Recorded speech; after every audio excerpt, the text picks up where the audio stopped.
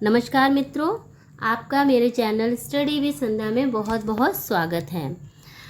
मित्रों, आज हम हिंदी गद्य साहित्य की विधाओं के विषय में जानेंगे कि उसकी कितनी विधाएं हैं, उनके कौन कौन से भेद हैं। तो चलिए शुरू करते हैं। हिंदी गद्य साहित्य की विधाएं। हिंदी गद्य साहित्य की दो विधाएं होती हैं, प्रमुख विधाएं और गौड़ विधाएं। गौड़ विधाएं यानी जो लघु विधाएं होती हैं। तो सबसे पहले देखते हैं प्रमुख विधाएं। हिंदी गद्य साहित्य की प्रमुख विधाएं। सबसे पहले नाटक।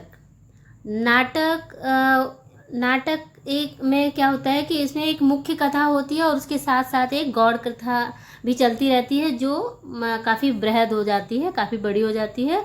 और इसमें अनेक अंक होते हैं, अनेक पात्र होते हैं, एक से अधिक चरित्र होते हैं और जिसकी कथा वस्तु धीरे धीरे आगे बढ़ती है। फिर आता है कहानी। कहानी में एक कथा होती है जो मानव जीवन के किसी एक घटना को आधार बनाकर लिखी जाती है और इसका आकार लघु होता है, यानी कि छोटा होता है, और जिसमें कि जो हमारी जिज्ञासा है और जो कौतूहल है वो बढ़ता ही रहता है।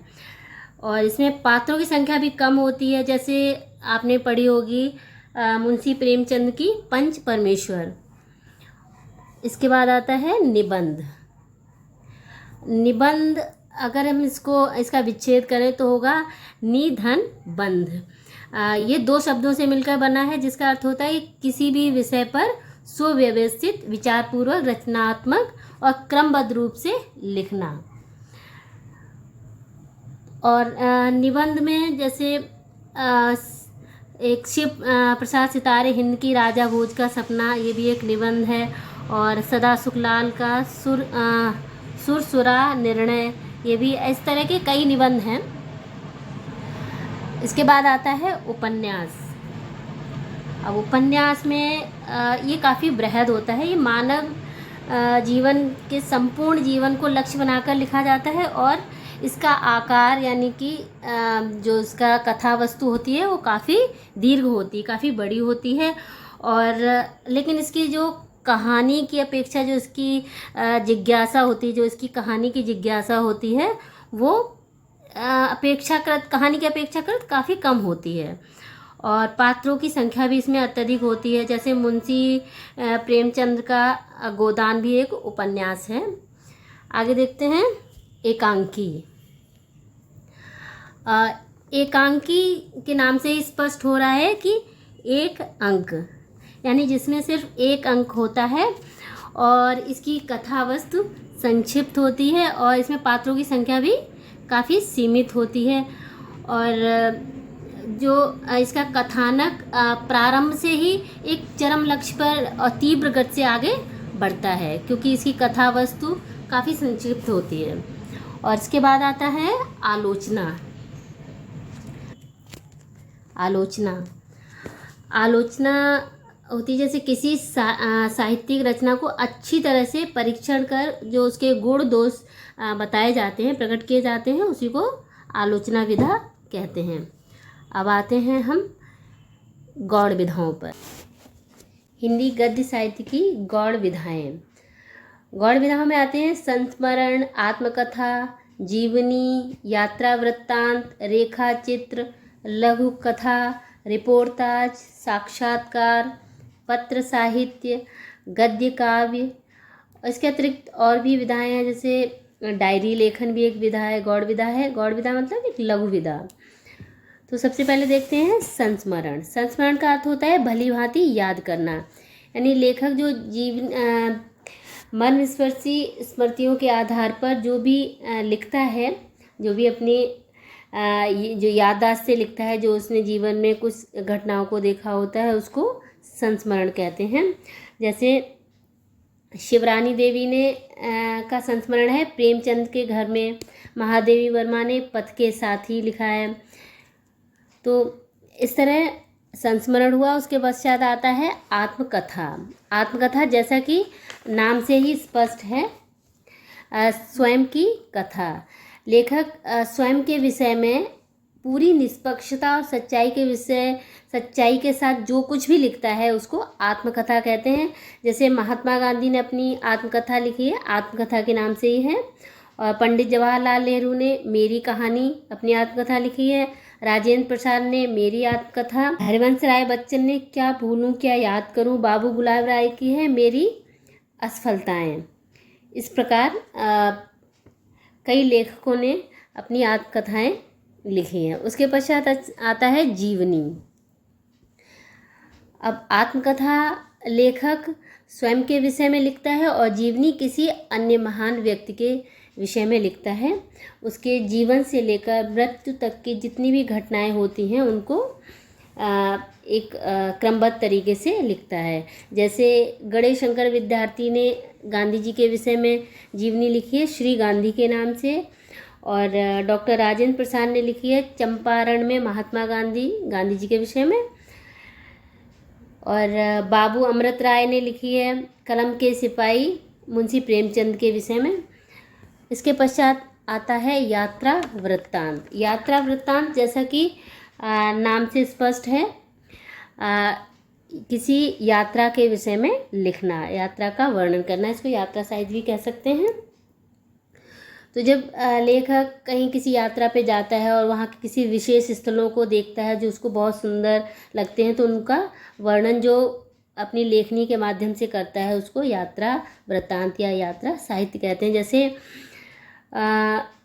डॉक्टर नगेंद्र ने लिखा है अप्रवासी की यात्राएं, उन्होंने अपनी एक यात्रा का वर्णन किया है इसमें।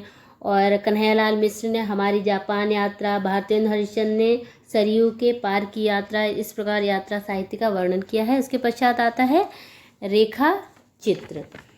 रेखा चित्र जैसे चित्रकार अपनी लेखिका अपनी तूलिका के माध्यम से चित्र बनाता है, उसी प्रकार लेखक क्या करता है अपने शब्दों के माध्यम से, अपने शब्दों के रंगों से जो एक हमारे समक्ष एक चित्र उपस्थित कर देता है उस कहानी का, उसको रेखा चित्र कहते हैं। रेखा चित्र में जैसे महादेवी वर्मा का है अतीत के चलचित्र, स्मृति की रेखाएं, राम वृक्ष बेनीपुरी की है माटी की मूर्ति, गेहूं और गुलाब इत्यादि, इस तरह रेखा चित्र। अब आता है लघु कथा। लघु कथा यानी लघु यानी छोटी छोटी कथा। उसके पश्चात रिपोर्टाज। रिपोर्टाज एक फ्रांसीसी शब्द है, इसको और अंग्रेजी के रिपोर्ट शब्द का पर्यायवाची है। और इसमें घटना का इस प्रकार वर्णन किया जाता है जैसे लेखक जो कुछ भी लिख रहा है मानो वो उसकी आंखों के समक्ष घटित हो रहा है, तो उसको रिपोर्टाज कहते हैं। आगे साक्षात्कार। साक्षात्कार यानी भेंट वार्ता यानी इंटरव्यू, जिसको हम इंग्लिश में बोल सकते हैं। तो इसमें क्या होता है, लेखक किसी व्यक्ति विशेष से साक्षात्कार करके उसके संबंध में अपनी क्रिया प्रतिक्रियाओं को, अपनी पूर्व धारणाओं और रुचियों को उसमें व्यक्त करता है, उसको भेंट वार्ता या साक्षात्कार कहते हैं। जैसे राजेंद्र यादव की है काल्पनिक भेंट वार्ता, लक्ष्मीचंद जैन की काल्पनिक भेंट वार्ता। और उसके पश्चात आता है पत्र साहित्य। पत्र साहित्य ये भी नाम से हम स्पष्ट हो जाता है हमें।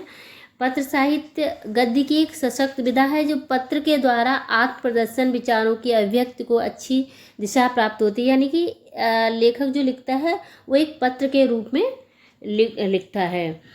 तो इस विधा का प्रवर्तन कई लेखकों ने किया। जैसे जवाहरलाल नेहरू ने भी अपनी पुत्री इंदिरा गांधी के विषय में एक पत्र लिखा था। इस तरह ये पत्र विधा हुई। उसके बाद आता है गद्य काव्य। गद्य काव्य जैसे गद्य एवं काव्य के बीच की एक विधा है। इसमें गद्य के माध्यम से किसी भावपूर्ण विषय की काव्यात्मक अभिव्यक्ति होती है। इसका गद्य भी सामान्य से अधिक सरस, भावात्मक और संवेदनात्मक, संगीतात्मक इत्यादि इस प्रकार से होता है। इसमें जैसे गद्य काव्य के रचनाकार हैं रवीन्द्रनाथ टैगोर, जिनकी गीतांजलि बहुत ही प्रसिद्ध है। और जयशंकर प्रसाद का करुणालय ये भी एक गद्य काव्य विधा है। तो इस तरह मैंने आपको हिंदी गद्य साहित्य की दोनों विधाओं के विषय में बताया है। आगे मैं इनमें जो संबंधित इनके भेद हैं कि जीवनी और आत्मकथा में क्या अंतर है, और साक्षात रिपोर्टाज और यात्रा वृत्तांत में क्या अंतर है, इस तरह जो भी कुछ इनमें डिफरेंसेस हैं, भेद हैं, वो मैं आपको आगे के वीडियो में बताऊंगी।